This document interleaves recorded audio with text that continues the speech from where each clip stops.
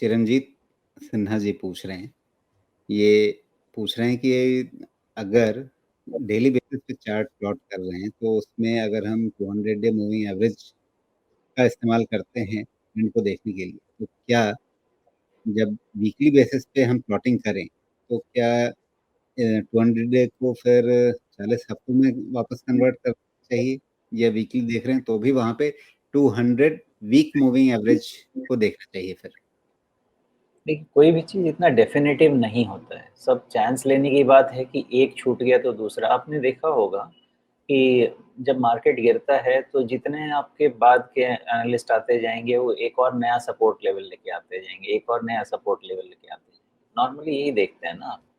इसलिए 200 डीएमए लगेगा कि 200 डब्ल्यूएमए लगेगा कि 200 डेमा लगेगा कि 200 वेमा लगेगा। जिसको जो सुख-सुविधा लगता है ना, वो लगाता है। ये रिसर्च की चीज़ है।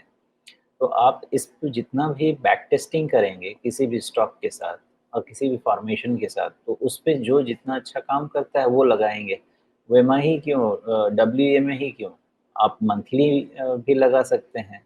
लेकिन आपको ये पहले बैक टेस्टिंग उस डेटा पे करना चाहिए कि किस पे कितना काम करता है और हर स्टॉक पे एक ही पैरामीटर काम नहीं करता है। कहीं पे कुछ ज़्यादा बेटर करता है, कहीं पे कुछ कम करता है। तो मेरा तो यही कहना है कि उतना ज़्यादा दिमाग मत लगाइए 200 डीएमए, 50 डीएमए अनलेस आप एक्चुअली थॉरोली ट्रेन्ड प्रोफेशनल हैं।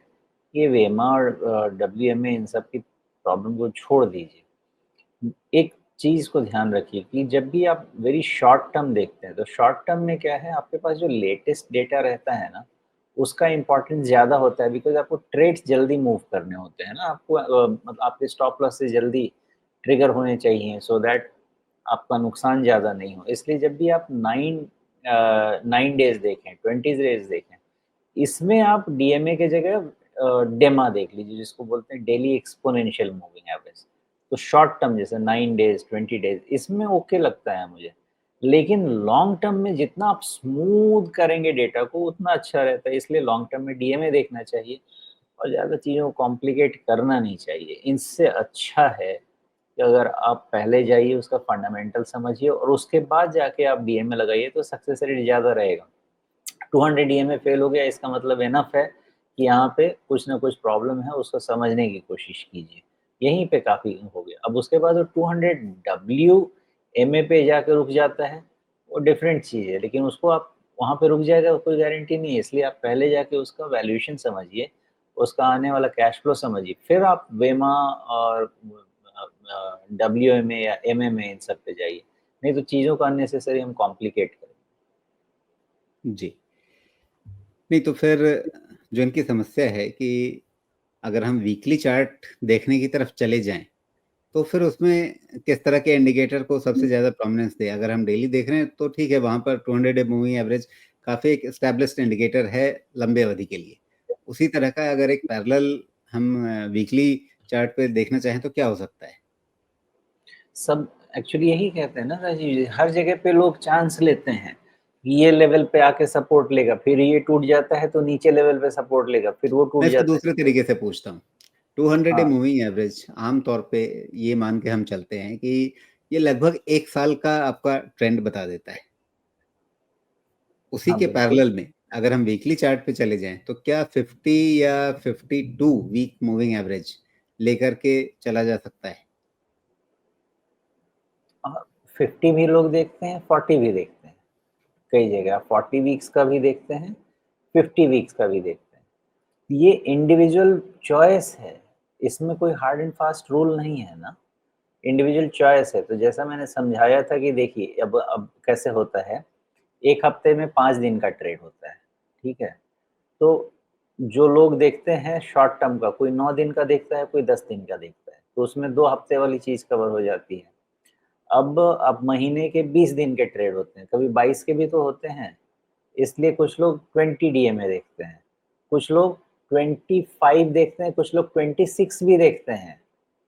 ये डीएमएस भी चलते हैं, कुछ लोग 9 देखते हैं, तो कुछ लोग 10 भी देखते हैं। तो यहाँ हार्ड एंड फास्ट रूल नहीं और मुझे ये नहीं समझ में आता कि 9 डे और 10 डे में कितना बड़ा चेंज हो जाएगा। एक लकीर का कोई तो समझ भी नहीं आएगा इतना छोटा चेंज हो जाएगा। ये तो खाली ऐसे ही जद्दोजहद की बात है। नेट-नेट तरीका यही होता है कि आप उस डीएमए को प्लॉट कीजिए और उसका पीछे जाके सक्सेस रेट देखिए कि कितना ज़्यादा वो अच्छा स्मूथ सपोर्ट प्रोवाइड कर पाता है। जो डीएमए सबसे अच्छा चलता है, जैसे हम बात करते हैं ना कभी-कभी कि ट्रेंड लाइन की, तो 20 डीएमए ही सबसे अच्छा ट्रेंड लाइन है।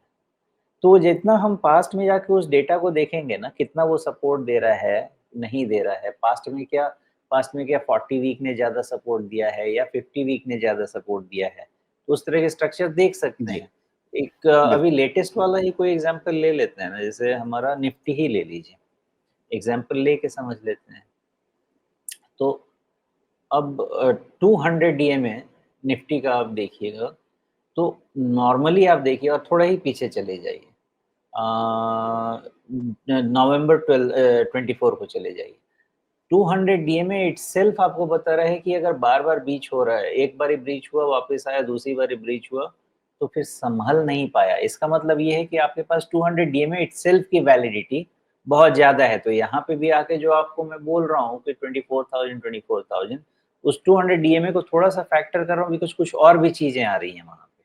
जी, लेकिन वो है यही 200 पॉइंट डीएमए। है कि यही पॉइंट है कि क्या किसी मूविंग एवरेज को हम वो 200 डे मूविंग एवरेज ले रहे हैं, 40 वीक मूविंग एवरेज ले रहे हैं या 52 वीक मूविंग एवरेज ले रहे हैं, कोई भी ले रहे हैं।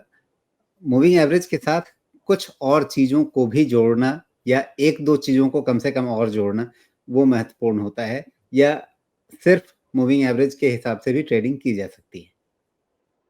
की जा सकती है और मैं हमेशा कहता हूँ कि बहुत ज़्यादा कॉम्प्लिकेट पैरामीटर्स को नहीं करना चाहिए। मल्टीपल लगाएँगे तो मेरे जैसा खिचड़ी बन जाएगा, फिर आपको समझने में ही जीवन निकल जाएगा। मोस्टली क्या करना चाहिए अपने ट्रेडिंग के लिए मेथड बनाइए। शॉर्ट टर्म ट्रेडिंग करना है, 9 डीएमए, 20 डीएमए इस पे अपनी एक्सपर्टीज़ बना लीजिए और इस पे ट्रेड बिठाइए। आपका एल्गोज़ भी चलाइए, कोई दिक्कत नहीं है। इसी में आपका क्या होगा कि सक्सेस रेट आपका बन जाएगा। लेकिन अगर हम मिक्स करेंगे 20 डीएमए और 50 डीएमए उसका गोल्डन क्या बोलते हैं वो गोल्डन क्रॉस। गोल्डन क्या गोल्डन क्रॉस बन गया। वो हम कॉम्प्लिकेट करेंगे चीज़ को, क्योंकि गोल्डन क्रॉस एक डिलेड इंडिकेटर होता है। तो एक चीज़ उठाइए और उस पे ट्रेड बनाइए, सिर्फ़ आरएसआई तो सिर्फ़ आरएसआई ट्रेड कीजिए। आरएसआई में भी सेम फॉर्मेशन बनता है जो कैंडल में बनता है। और क्या ट्रेड करते हैं लोग? एमएसीडी। एमएसीडी ट्रेड करना है, सिर्फ़ एमएसीडी ट्रेड कीजिए। लेकिन जो चीज़ उठाइए, एक उठाइए, 50 उठा के ट्रेड नहीं होता है। मैं ट्रेड नहीं करता ना, मैं आपको सब चीज़ मिला के एक व्यू बना के देता हूँ कि अल्टीमेटली क्या होने वाला है या दिखता है और मैं सबसे पहले मैं कभी भी चार्ट देखता हूँ, बिना किसी पैरामीटर के देखता हूँ क्योंकि सबसे सबसे ज़्यादा सुंदर जो प्रेडिक्ट करता है वो फॉर्मेशन है, जिसको आप स्ट्रक्चर बोलते हैं। वही पूरा खेल बता देता है बिकॉज़ पूरा का पूरा सेंटिमेंट वहीं पे समाया हुआ है। बाकी चीज़ें सपोर्टिंग एक्टिविटी होती हैं, तो सबसे ज़रूरी होता है कि चार्ट पैटर्न को समझिए। Pattern is the reflection of human sentiment. तो सारी चीज़ों को बाद में लेके आइए, सबसे पहले पैटर्न समझिए, मैं तो वो समझता हूँ। जी।